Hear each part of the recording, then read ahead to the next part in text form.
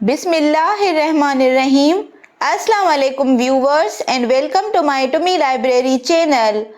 Viewers, in this lecture number 5 में हम input को समझेंगे। मीन्स कीबोर्ड से कैसे इनपुट लिया जाता है और फिर इनपुट के बेस पर क्यूब रनर गेम में क्यूब प्लेयर को राइट एंड लेफ्ट की डायरेक्शन में मूवमेंट भी प्रोवाइड करवाएंगे, वो भी with the help of game programming. Okay, so let's begin. अब यूनिटी में देखें, इससे प्रीवियस लेक्चर में हमने समझा था कि प्लेयर को आगे कैसे मूव करवाना है। तो देखें, प्ले बटन पे क्लिक किया तो प्लेयर क्यूब आगे की तरफ मूव हो गया।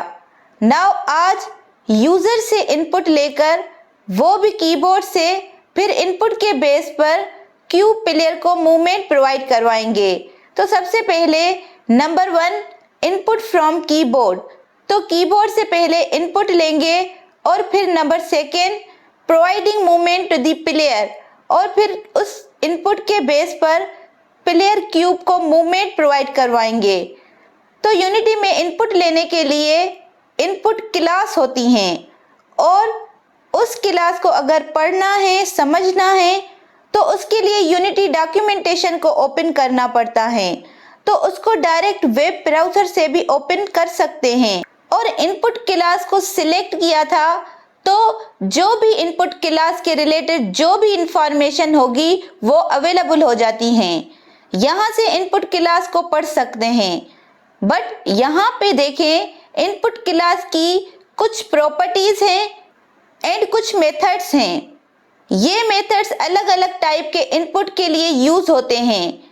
एग्जाम्पल जैसे माउस इनपुट के लिए अलग मेथड है और टच इनपुट के लिए अलग मेथड है, जॉय स्टिक इनपुट के लिए अलग मेथड है। और भी हैं मेथड्स, जैसे अगर कीबोर्ड से इनपुट लेना है तो उसके लिए अलग मेथड्स हैं, और हमें कीबोर्ड से इनपुट लेना है तो उसके लिए गेट की मेथड है। और भी मेथड हैं जैसे गेट की डाउन मेथड एंड गेट की अप मेथड, बट अभी गेट की मेथड को यूज करेंगे। तो ये इसीलिए यूज करेंगे because it returns true while the user holds down the key identified by name। Means ये मेथड तब तक एग्जीक्यूट होगा जब तक हम बटन को प्रेस करते रहेंगे, और हम यही चाहते हैं। तो इसीलिए अब गेट की मेथड को ओपन करेंगे। अब इस मेथड को कैसे यूज करना है सब कुछ यहाँ पे अवेलेबल है। और इस गेट की मेथड के 2 वर्जन हैं। मीन्स गेट की मेथड उसके 2 ओवरलोड हैं। मीन्स देखें, मेथड ओवरलोडिंग क्या होती है।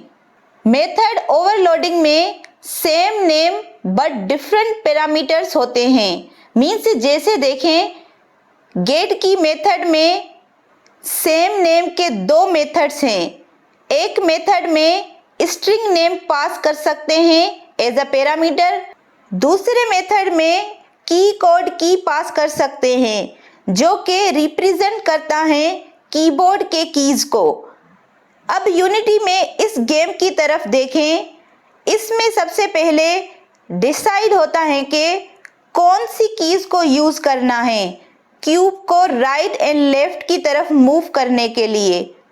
तो मैं यूज करूंगी right and left arrow keys को, बिकॉज मैं चाहती हूँ राइट एरो प्रेस करें तो क्यूब राइट की तरफ मूव करें, और अगर लेफ्ट एरो की प्रेस करें तो क्यूब लेफ्ट की तरफ मूव करें। बट अभी के लिए मैं चाहती हूँ अगर लेफ्ट एरो प्रेस करें तो कुछ वैल्यू प्रिंट हो, और अगर राइट एरो प्रेस करें तो कुछ और वैल्यू प्रिंट हो। तो इसको करने के लिए प्लेयर स्क्रिप्ट में आएंगे। नाउ इस अपडेट मेथड में एक कंडीशन क्रिएट करेंगे कि इफ पैरेंथेसिस में इनपुट जो कि एक क्लास है, उसके बाद डॉट गेट की इस मेथड को यूज करेंगे, और फिर पैरेंथेसिस में 2 वर्जन्स हैं। एक है जिसमें स्ट्रिंग नेम पास करेंगे और दूसरे में की कोड की पास कर सकते हैं। तो यहाँ पे की कोड पास करते हैं, तो यहाँ पे की कोड पास करेंगे तो लिखेंगे की कोड डॉट की के बाद की सिलेक्ट करेंगे, तो यहाँ पे सिलेक्ट करते हैं डॉट राइट एरो। अब नेक्स्ट रिमेंबर 2 पैरेंथेसिस यूज करनी है लास्ट में, अदरवाइज एरर आएगा। बिकॉज एक पैरेंथेसिस है गेट की मेथड का और दूसरा पैरेंथेसिस है इस स्टेटमेंट का। अब इस स्टेटमेंट में वैल्यू प्रिंट करनी है, तो उसके लिए लिखेंगे debug डॉट लॉग और पैरेंथेसिस एंड इन्वर्टेड कामा में लिखेंगे राइट एरो की इज प्रेस्ड और लास्ट में सेमीकोलन। अब Ctrl+S से सेव करेंगे, बट नेक्स्ट रिमेंबर कि आगे की तरफ क्यूब प्लेयर को मूव नहीं करना, तो इसीलिए जो रिजिड बॉडी के थ्रू मूवमेंट प्रोवाइड की हैं, तो इस कंप्लीट कोड को कमेंट कर देंगे बिकॉज ये कोड यूज ना हो। ओके, तो देन Ctrl+S से सेव किया। नाउ यूनिटी में आएंगे, प्ले बटन पे क्लिक करेंगे। अब अगर राइट एरो की प्रेस करेंगे तो यहाँ कंसोल विंडो में वैल्यू प्रिंट होगी कि राइट एरो की इज प्रेस्ड, और जब तक राइट एरो की प्रेस करते रहेंगे तब तक ये वैल्यू प्रिंट होती रहेगी, कंटिन्यू होती रहेगी, अगेन एंड अगेन होती रहेगी जब तक हम राइट एरो प्रेस करते रहेंगे। और ये इसीलिए हो रहा है बिकॉज गेट की मेथड को यूज किया है, वो भी अपडेट मेथड में, because update method her frame में एग्जीक्यूट होता है, राइट। तो इसीलिए इफ कंडीशन में लिखा है कि जब हम राइट एरो की प्रेस करें तो वैल्यू प्रिंट हो राइट एरो की इज प्रेस्ड, और ये कंडीशन हर फ्रेम में चेक हो रही हैं। तो इसीलिए जब तक राइट एरो की प्रेस करके रखेंगे तब तक ये वैल्यू प्रिंट होती रहेगी। तो राइट एरो इनपुट लिया और उस पे वैल्यू प्रिंट करवाई। अब नेक्स्ट लेफ्ट एरो इनपुट लेना है और फिर उस इनपुट के बेस पर वैल्यू प्रिंट करवानी है कि लेफ्ट एरो की इज प्रेस्ड। तो अगेन एक इफ स्टेटमेंट लेंगे, तो लिखेंगे इफ पैरेंथेसिस में इनपुट और फिर डॉट गेट की, और उसके अंदर पैरेंथेसिस में लिखेंगे की कोड डॉट, और यहाँ पे की बटन सिलेक्ट करेंगे लेफ्ट एरो और फिर डबल पैरेंथेसिस लास्ट में। अब debug dot log and parenthesis में इन्वर्टेड कामा में लिखेंगे वैल्यू पास करेंगे लेफ्ट एरो की इज प्रेस्ड, और लास्ट में सेमीकोलन। नाउ Ctrl+S से सेव करेंगे और यूनिटी में आकर प्ले बटन को क्लिक करेंगे और इस कंसोल विंडो में देखेंगे। तो देखें, अब देखें अगर राइट एरो की प्रेस करेंगे तो राइट एरो के लिए वैल्यू प्रिंट होगी राइट एरो की इज प्रेस्ड, बट अगर लेफ्ट एरो की प्रेस करेंगे तो लेफ्ट एरो की वैल्यू प्रिंट होगी लेफ्ट एरो की इज प्रेस्ड। ओके, अगर सही से आउटपुट नहीं आता तो इस कंसोल विंडो को साइड में करके और इस सीन व्यू पे क्लिक करके अगर राइट एरो की प्रेस करेंगे तो राइट एरो वाली वैल्यू प्रिंट होती रहती हैं, और अगर लेफ्ट एरो की प्रेस करेंगे तो देखिए लेफ्ट एरो वाली वैल्यू प्रिंट होती रहती हैं। तो ये हमने अब तक राइट एंड लेफ्ट एरो की इनपुट लिया है। नाउ इस इनपुट के बेस पर प्लेयर क्यूब प्लेयर को मूवमेंट प्रोवाइड करनी है। तो इससे प्रीवियस लेक्चर में दो वेज समझे थे प्लेयर को मूव करवाने के। एक था ट्रांसफॉर्म के थ्रू मूव करना और दूसरा था रिजिड बॉडी के थ्रू मूव करना। और ये भी समझा था कि प्लेयर क्यूब को रिजिड बॉडी के थ्रू मूव करवाना बेटर वे है, बट वो प्रीवियस लेक्चर में बेटर था बिकॉज आज left and right player cube को मूव करने के लिए ट्रांसफॉर्म को यूज करना बेटर है। मींस अब ट्रांसफॉर्म के थ्रू मूव करवाएंगे प्लेयर को लेफ्ट एंड राइट की तरफ। मींस लेफ्ट एंड राइट की तरफ मतलब एक्स एक्सिस की तरफ, और अगर एक्स एक्सिस में भी पॉजिटिव डायरेक्शन में मूव करेंगे तो पॉजिटिव वैल्यू आएगी, और अगर एक्स एक्सिस को नेगेटिव वैल्यू देंगे मींस नेगेटिव की तरफ इंक्रीज करते हैं तो एक्स की वैल्यू नेगेटिव होती हैं और क्यूब प्लेयर लेफ्ट की तरफ मूव होता है। अब यही सेम फंक्शनैलिटी को स्क्रिप्ट से करेंगे। तो देखें यहाँ प्लेयर स्क्रिप्ट में आकर ये राइट एरो वाली लाइन को डिलीट करेंगे। नाउ इसकी जगह ट्रांसफॉर्म की पोजीशन को पॉजिटिव डायरेक्शन में प्लेयर क्यूब की पोजीशन मूव करनी है। तो इसके लिए लिखेंगे ट्रांसफॉर्म डॉट पोजीशन, ये क्यूब को पोजीशन देता है एक्स वाई एंड जेड की वैल्यूज। उसके बाद इक्वल टू अगेन लिखेंगे ट्रांसफॉर्म डॉट पोजीशन, ये अगेन क्यूब प्लेयर की actual position X Y Z दे रहा है।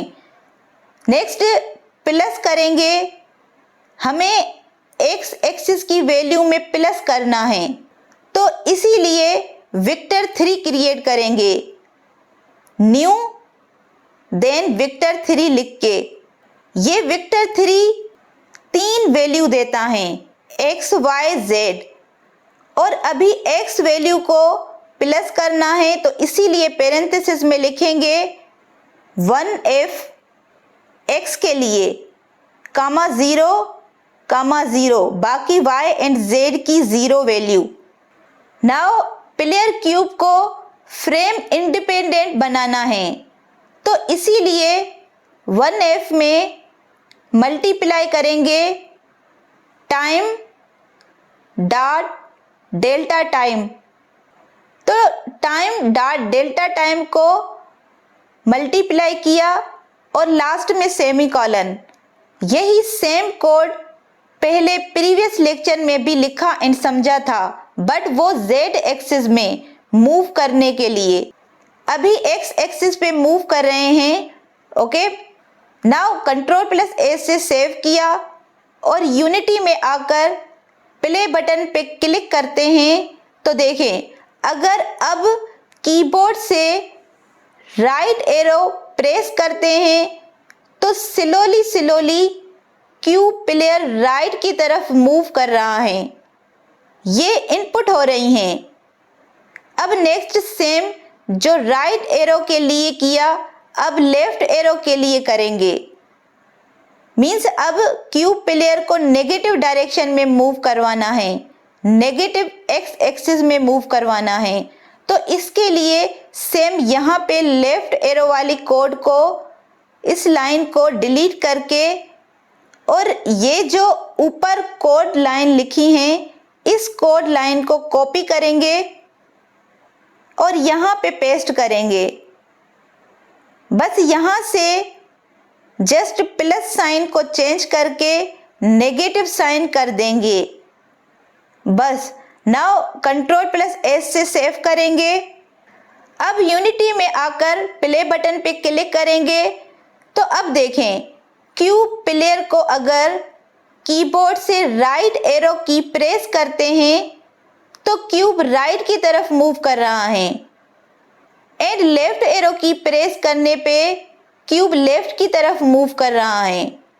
अब नोट करें राइट एंड लेफ्ट मूवमेंट थोड़ी स्लो है।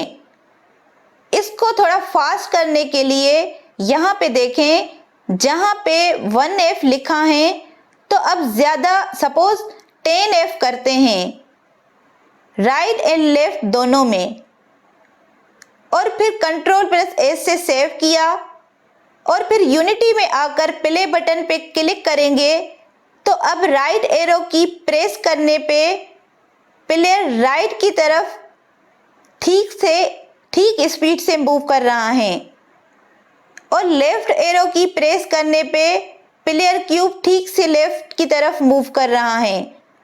नाउ क्वेश्चन अराइज होता है कि प्लेयर क्यूब को रिजिड बॉडी के थ्रू क्यों नहीं मूव किया। इससे भी कर सकते हैं, करके देखते हैं।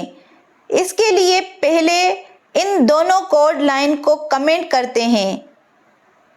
अब रिजिड बॉडी के थ्रू प्लेयर को मूव करते हैं। ओके, उसके लिए यहाँ पे जो लिखा था rigid body dot add force और ये line 0 0 100 F multiply time dot delta time, इस सारे कोड को यहाँ से कॉपी करके यहाँ पे पेस्ट करते हैं।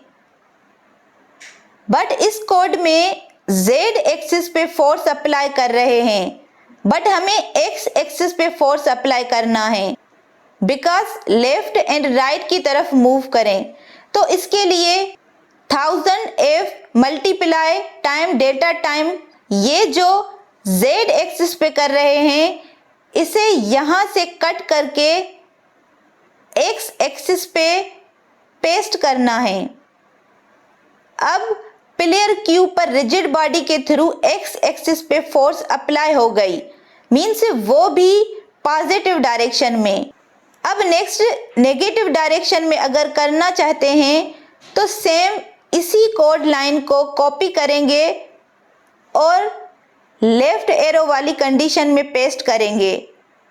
नेक्स्ट यहाँ पे नेगेटिव डायरेक्शन में मूव करना है तो इसीलिए 1000 से पहले नेगेटिव साइन लगा देंगे, means negative 100 F force apply कर देंगे।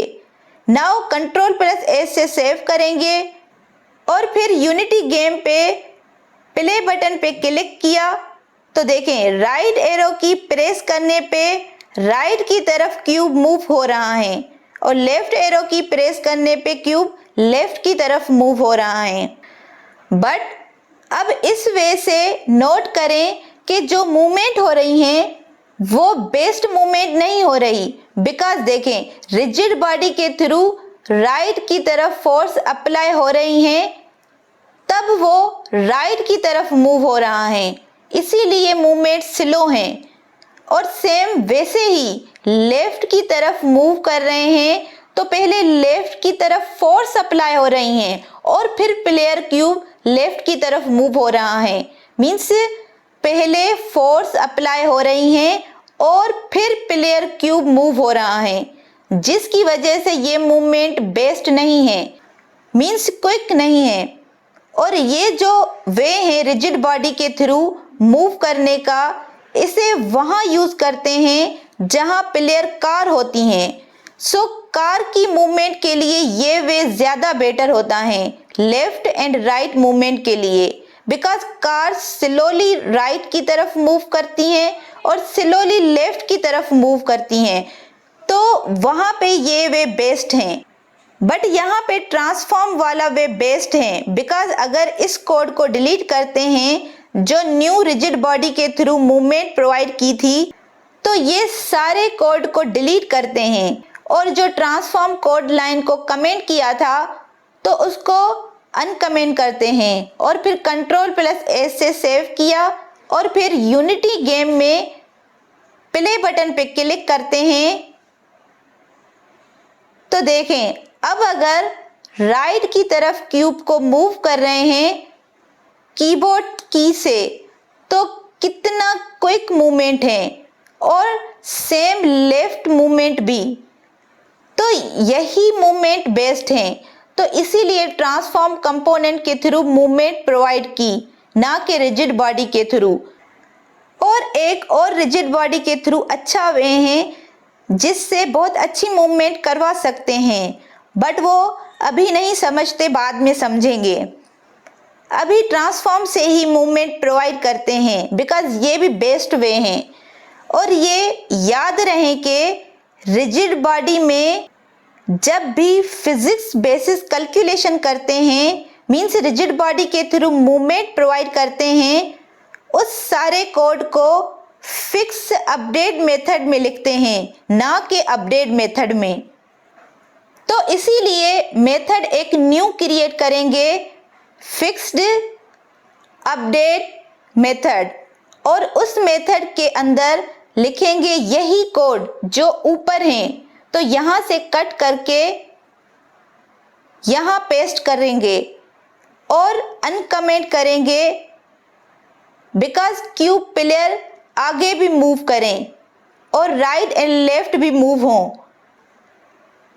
अब थोड़ा समझें, फिक्स्ड अपडेट मेथड को हमने देखा एंड समझा था कि यूनिटी में इनबिल्ट मेथड्स होते हैं और फिक्स्ड अपडेट भी उनमें से एक हैं। जो अपडेट मेथड है वो हर फ्रेम में एग्जीक्यूट होता है, बट फिक्स्ड अपडेट मेथड एक पार्टिकुलर टाइम के बाद एग्जीक्यूट होता है, और वो टाइम कितना होगा वो हम यूनिटी में आकर, एडिट में आकर और फिर प्रोजेक्ट सेटिंग में जाएंगे।